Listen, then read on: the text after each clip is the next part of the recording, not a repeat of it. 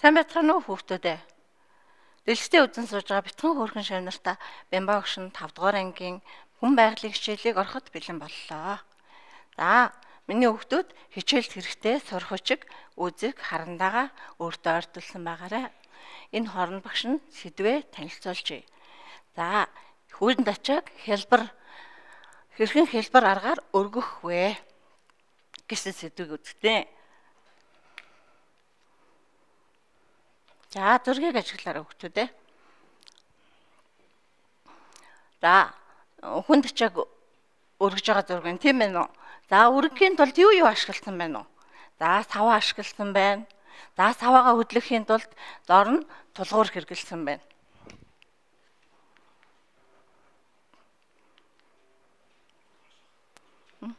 Ачаа, дарагцыг, тулгуур гэсэн үндсэн 3 нэршлиг машин тогтоож явна шүү хүүхдүүдээ. За, сурагчдынхаа 49-р хуудсыг нэгээрэй. За, сурагчдын 49-р хуудсан дээр байгаа зургийг өмнөх зурагтай холбож туршилтаа эхлэе хүүхдүүдээ. Хөшүүргийг хэрхэн хэрэглэвэл хүнд зүйлийг хялбархан өргөх вэ? Хүнд ачааг хялбархан өргөх аргыг хайцгаая. Туршилтаа одоо төлөвлөнө. За, энэ зүйлийг хийхин тулд яаж төлөвлөх вэ? За, ачаа, тулах цэг, дарах цэг. Ачаа, тулах цэг, дарах цэг.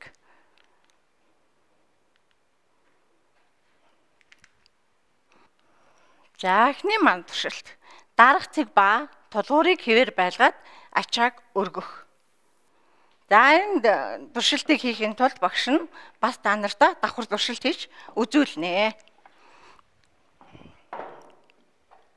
За, энэ миний тулгуур мод ахна.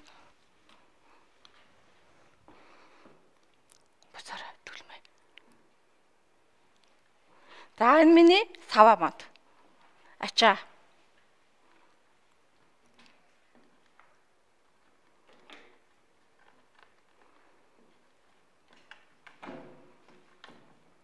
За, багшаа ажиглаж байгаа хүүхдүүдээ. За, дарах цэг нь өөрчлөгдөхгүй, ачаа өөрчлөгдөнө.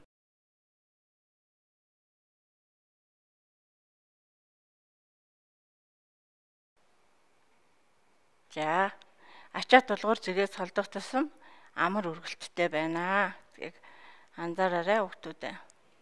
За, ачаа ойрдох тусам ямар болох нь вэ?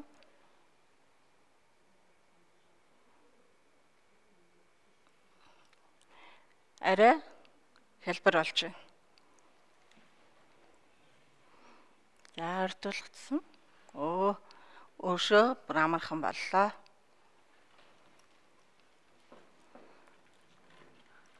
За, бид нар сая барьж байгаа. Ачаагаа ойртуулж, холдуулж үзлээ шүү хүүхдүүдээ. Ачаагаа ойртуулаад, холдуулаад амархан байв уу, хэлбэр байв уу гэдгийг багш нь харуулсан. За, одоо дараагийн туршилт нь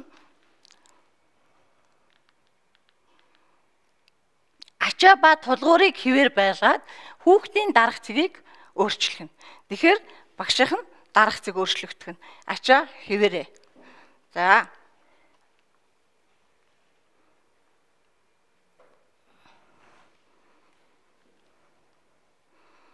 хэлбэр болж байна те.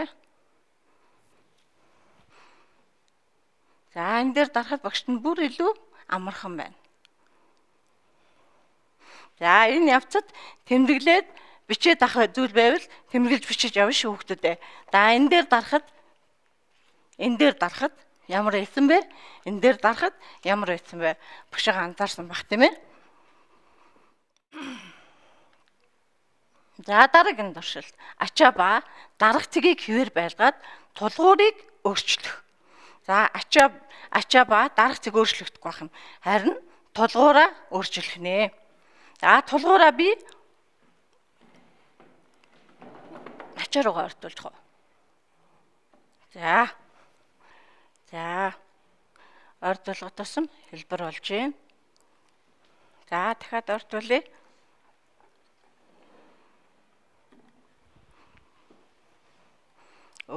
Бүр хөнгөрөөд амархан болж байна. За, хүүхдүүдээ ерөнхийдөө багшийнхаа хийсэн туршилтуудыг тэмдэглээд яваарай. За тэгвэл би сая тулгуур модыг өөрчилсөн. Ачаа руугаа ойртуулсан. Ойртох тусам хялбар байна уу? Хүнд байв уу гэдгийг ерөнхийдөө ажигласан баха хүүхдүүдээ. Багш нь туршилт хийх явцдаа хялбар байлаа, хөнгөн байлаа гэдгийг бол хэлээ явж байгаа учраас та нар маань ажиглаж байгаа хаа. За туршилт хийхдээ аюулгүй ажиллагааны дүрмтэй байх ёстой. Энэ аюулгүй ажиллагааны дүрмийг гэртээ мөрдөн, сургууль дээр бас мөрдөн. Яг гэвэл багшийн хийж байгаа туршилт та нар бас гэртээ туршиж үзэх ёстой шүү. За хөшүүрэгт хэрэглэх таваа мод маань амархан хугарахгүй бүх байх ёстой юм байна. Таваа мод маань бүх байх ёстой. За савааг яаран тавьж суллажлахгүй. Бид нар ямаг хүчтэй өргөж идэх гинт тавих юм бол ачаа маань ойчих, гэмтэх юм аял түргэнэ. Тулгуурыг маш сайн бэхэлсэн байх ёстой. Энэ тулгуур маань ямар нэг байдлаар гэмтэл учруулахгүй, эрсдэл гаргахгүй байх ёстой. За зургийг ажиглая. 1-р зураг. За 1-р зураг дээр түрүүний хийсэн туршилтууд давтагдж байна. За ачаагаа дарах цэгээ ойртуулж аваад өргөсөн байна. Энэ тохиолдолд ямар байсан бэ? За та нарт ажлын хуудас байгаа шүү хүүхдүүдээ.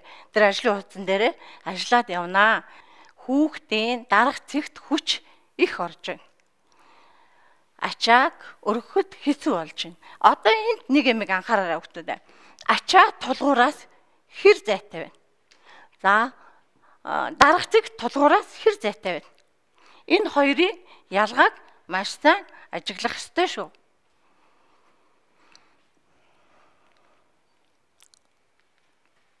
За дараагийн зургийг ажиглаарай. 2 дахь зураг дээр.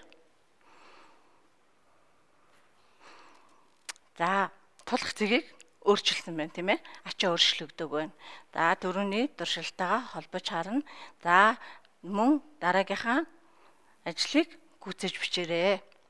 За багш нь юу гэж ütсэн бах юм? Та нарын танаатай ижил байна уу гэдгийг хараарай. Хүүхдийн дарах цэгт хүч байгаарч ачааг өргөхөд амархан болж байна. За тэгвэл ачаагаа өргөхөд ямар байна вэ гэдгийг багш нь түрүү үзүүлсэн тийм ээ. Амархан болно гэдгийг бид нар туршилтаар үзсэн байгаа. За тэгвэл ачааг хаана зүүх, тулгуурыг хаана байрлуулах, хүүхэд хаана дарах нь их чухал юм байна. Энийг бол маш сайн тогтоож аваарай хүүхдүүдээ. Дарах цэг ба тулгуурыг хэвээр байлгаад ачааг өөрчлөх. За яг энэ үед ямар өөрчлөлт гарсан бэ гэдгийг та нар маань нөхөж хичнээн. Ачааг тулгуурт ойртуулах тусам ачааг өргөхөд ямар болсон бэ?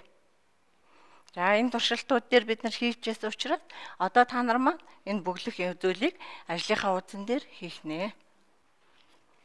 За ийм байсан байна.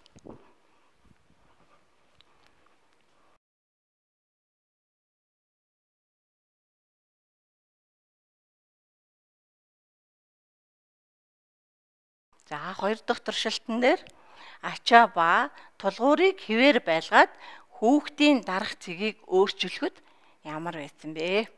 За ачаа ба тулгуурыг хэвээр үлдээсэн. Дарах цэгийг өөрчилсөн. За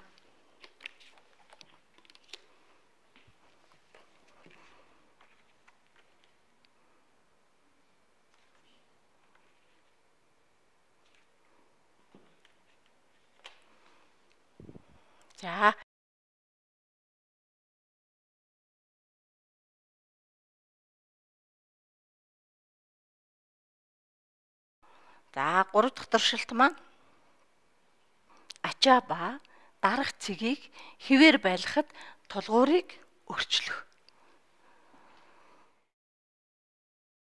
Тулгуурыг өөрчлөх нь ачаа руу ойртуулахад тийм ээ. Бид нар түрүүний туршилтан дээр мөн ачаа руугаа ойртуулж өргөж утсан. Яг энэ үед ямар байсан бэ гэдгийг бичиж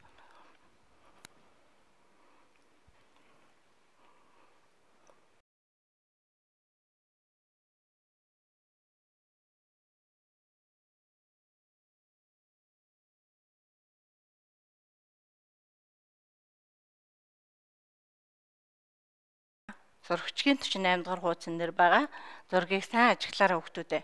Яг бидний хийсэн туршилттай адилхан байгаа. Ачааг хүүхэд өргөж тэрэгцэр дээр тавьсан байна. Энийг яаж хэлбэр аргаар өргөж болох вэ гэд.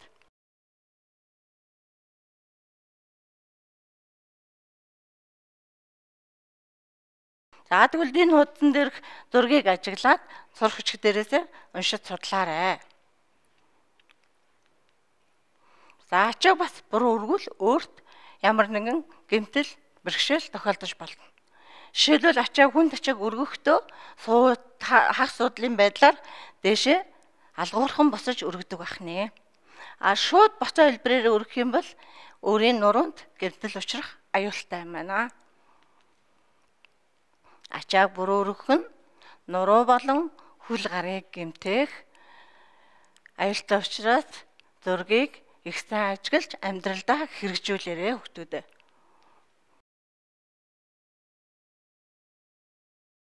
За хичээлд оролцсон хүүхдүүдтэй баярлалаа. Гэрийн даалгаварт сурагчгийн 52 дугаар хуудасны туршилтыг гэр бүлийнхэнтэйгээ хамтарч хийгээрэй. Дахин уулзлаа. Баяртай.